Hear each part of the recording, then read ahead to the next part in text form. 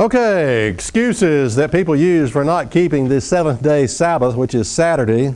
There are many of them. Let me read this next one here. I almost forgot what it was. Oh, Counsel at Jerusalem, lack of Sabbath instruction. That's another reason for not keeping the Sabbath. At the Jerusalem Council, there was lack of Sabbath instruction. Do you know why that is? Well, because they've been keeping it for 4,000 years. It was the custom. It was a tradition. Sabbath keeping was like breathing air back then. I mean, that's what they did. They went to the synagogue. They kept the Sabbath day. I mean, there was no need for Sabbath instruction at the Jerusalem Council.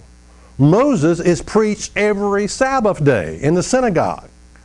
So there's no need to preach about the Sabbath or to talk about the Sabbath. That was not an issue. Now, here's the question you've got to ask, Sunday keeper. You've got to ask, how come at the Jerusalem Council? You see, the question is not, well, why is there no Sabbath instruction at the Jerusalem Council? That's not the right question. The right question is, why is there no mention of a change from Sabbath to Sunday at the Jerusalem Council? I mean, the Jerusalem Council was about circumcision, about whether people had to be circumcised in order to be saved. Circumcision is not even one of the commandments.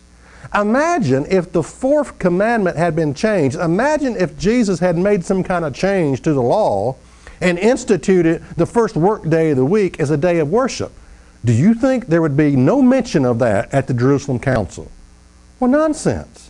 That's all they would have talked about, is a new day of worship. Hey, we got a new day of worship now.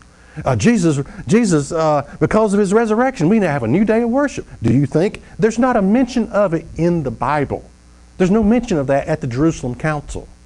The question is not, why is there no mention of Sabbath keeping at the Jerusalem Council? The question is, why is there no mention of Sunday keeping, the first work day of the week, at the Jerusalem Council? That's what you got to ask. Check us out on the web at isthatreallyinthebible.com.